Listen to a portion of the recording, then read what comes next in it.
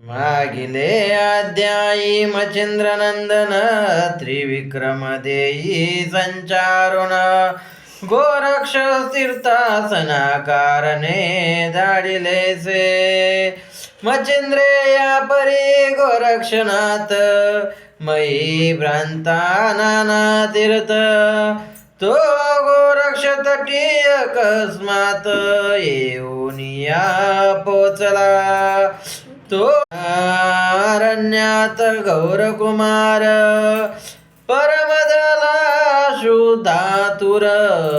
जठारानले करोनिया ग्रामापाता तो अरण्यात